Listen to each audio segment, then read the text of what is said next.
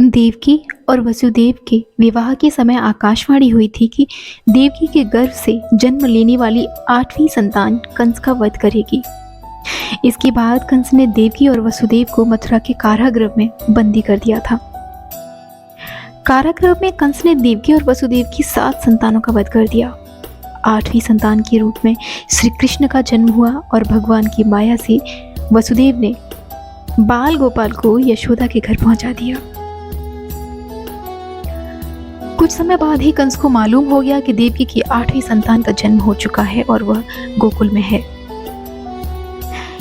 इसके बाद कंस ने कई राक्षसों को बालक कृष्ण को मारने के लिए भेजा, लेकिन कान्हा ने उन सभी राक्षसों का वध कर दिया।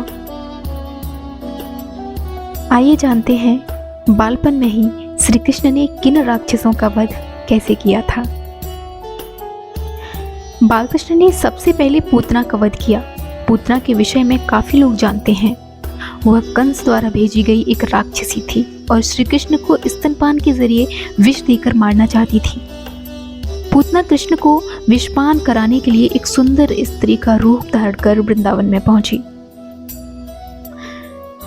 मौका पाकर पूतना ने बालकृष्ण को उठा लिया और स्तनपान कराने लगी।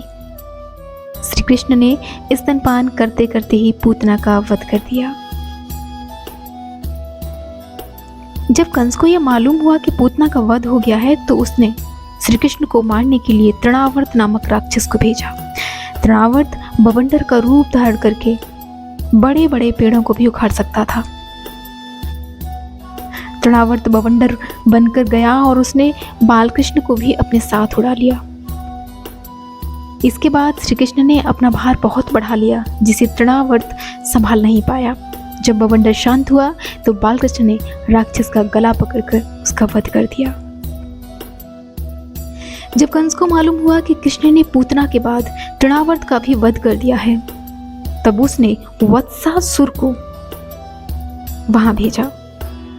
वत्सासुर एक बछड़े का रूप धारण करके श्री कृष्ण की गायों के साथ मिल गया। कान्हा उस समय गायों का चरा रहे थे।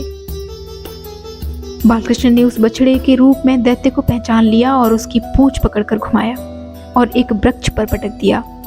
यही उस दैत्य का भी वध हो गया। वत्सासुर के बाद कंस ने बकासुर को भेजा। बकासुर एक बगुले का रूप धारण करके श्री कृष्ण को मारने के लिए पहुंचा था। उस समय कान्हा और सभी बालक खेल रहे थे। जब बगुले ने श्री कृष्ण को निगल लिया और कुछ देर बाद कान्हा ने उस बगुले को चीर कर उसका वध कर दिया। बकासुर के वध के बाद कंस ने कान्हा को मारने के लिए अघासुर को भेजा। अघासुर पूतना और बकासुर का छोटा भाई था। अघासुर बहुत ही भयंकर राक्षस था। सभी देवता भी उससे डरते थे। अघासुर ने कृष्ण को मारने के लिए विशाल अजगर का रूप धारण किया। इसी रूप में अघासुर अपना मुंह खोलकर रास्ते में ऐसे बन गया जैसे कोई गुफा हो। उस समय श्री कृष्ण और सभी बालक वहां खेल रहे थे।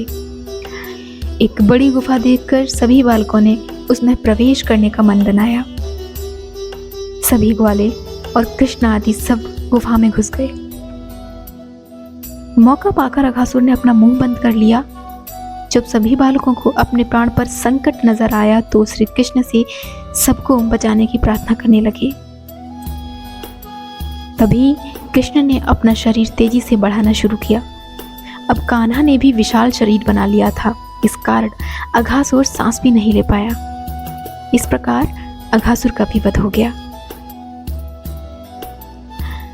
एक बार माता यशोदा श्री कृष्ण की शरारतों से परेशान हो गईं और उन्होंने कान्हा को ऊखल से बांध दिया ताकि बालकृष्ण इधर उधर न जा सकें।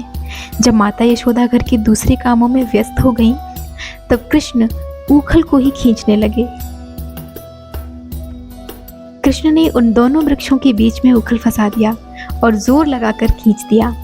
ऐसा करते ही दोनों वृक्ष जड़ सहित उखड़ गए। वृक्षों के उखड़ते ही उसमें से 2 यक्ष प्रकट हुए, जिन्हें यमलार्जुन के नाम से जाना जाता था। ये दोनों यक्ष पूर्व जन्म में कुबेर के पुत्र नलकुबेर और मणिग्रीव थे। इन दोनों ने एक बार देवर्षि नारद का अपमान कर दिया था। इस कारण देवर्षि ने इन्हें वृक्ष बनने का श्राप दिया। श्री कृष्ण ने वृक्षों को उखाड़कर इन दोनों यक्षों का उद्धार किया। जय श्री कृष्ण।